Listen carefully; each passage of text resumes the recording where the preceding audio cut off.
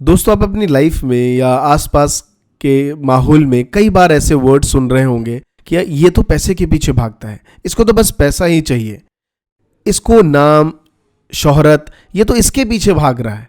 क्या एक्चुअली वो भाग भी रहा है या नहीं, ये एक सबसे बड़ा सवाल है।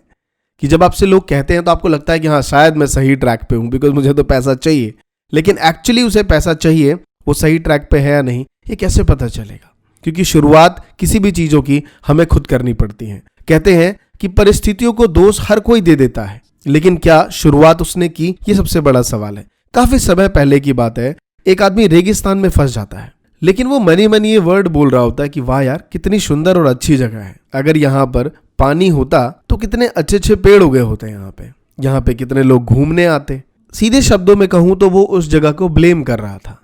वो ये नहीं कह रहा था कि वो जगह अच्छी है, वो वहाँ की कमियां निकाल रहा था। शायद ऊपर वाले ने उसकी सुन भी ली, और थोड़ी देर आगे जाने के बाद उसको वहां पे एक कुआं दिखता है और कुएं के आसपास छोटे छोटे पौधे उग रहे होते हैं जिसको वहां से लेके प्लांटेशन किया जा सकता था। और कुआं जो था पानी से लबालब भरा हुआ था। एक बार को देख के बहुत मुस्कुराया, लेकिन उसने सिर्फ एक काम किया, उससे पानी निकाला, पानी पी के अपने आप को सेटिस्फाइड किया और वहां से चला गया। दोस्तों, इस स्टोरी से हमें साफ समझ आता है कि जब कभी बात हमारे ऊपर आए तो हम नहीं करते, लेकिन हम हमेशा दूसरों पे उंगली उठाते हैं।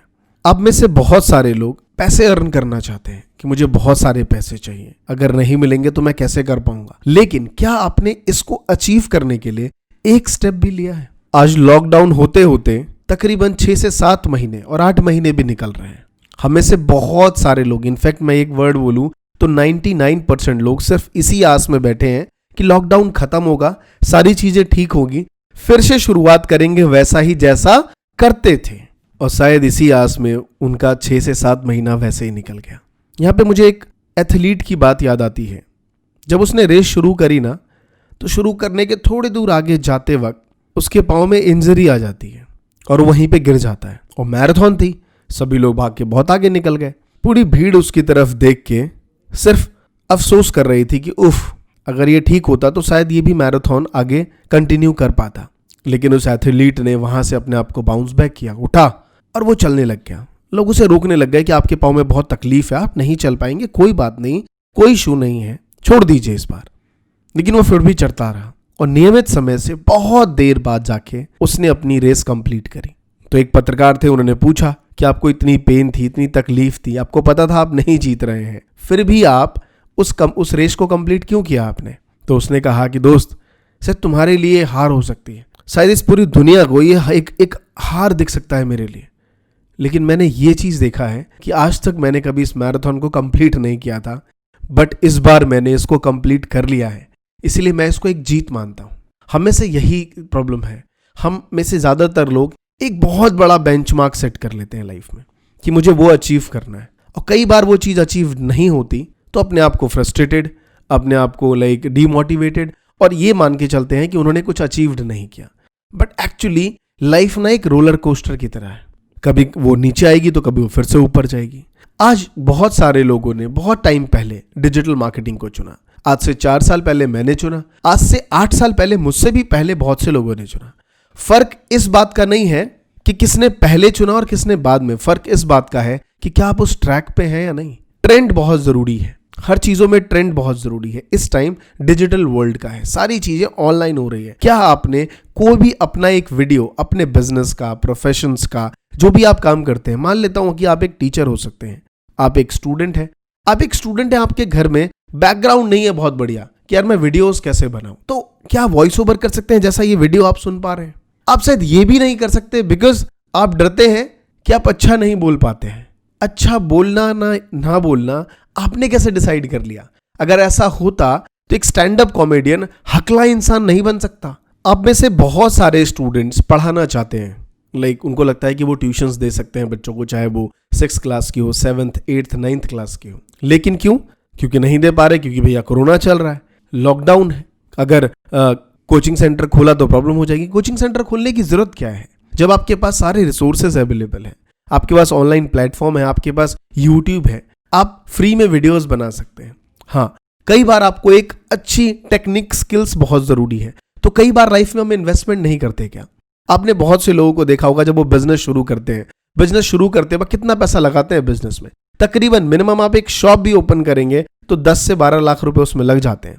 और 12 लाख रुपए लगाने के बाद आपका एक समय लगता है उस पर, 4 महीना 5 महीना आप उस शॉप पे जाके बैठते हैं पूरे दिन, तब जाके वहां से कुछ अर्निंग शुरू हो जाती है, जो कि आपकी प्रॉफिट है 15,000 20,000 रुपए। लेकिन आप कभी भी अपनी सेल्फ ग्रोथ के लिए अपने ऊपर कोई इन्वेस्टमेंट नहीं करते। हमारी सबसे बड़ी समस्या ये है मेरे दोस्त, अपनी लर्निंग्स पे फोकस करिए। जब तक आपकी लर्निंग नहीं बढ़ेगी आपकी अर्निंग कभी बढ़ नहीं सकती। बहुत से लोग आज हमारे यूट्यूब कोर्सेस में, मैं आपको बताऊं, वसंत झांगड़ा एक यूट्यूबर थे, महीने के शायद वो 7,000 5,000 रुपए भी नहीं कमा पा रहे थे। इतना नहीं था कि वो फोन से वीडियो बना पाए, इतनी समस्या थी। आज के रेट में उनके पास एक गाड़ी है, महीने के 8 से 9 लाख रुपए अर्न करते हैं और एक अच्छी लाइफ जीते हैं। वाई?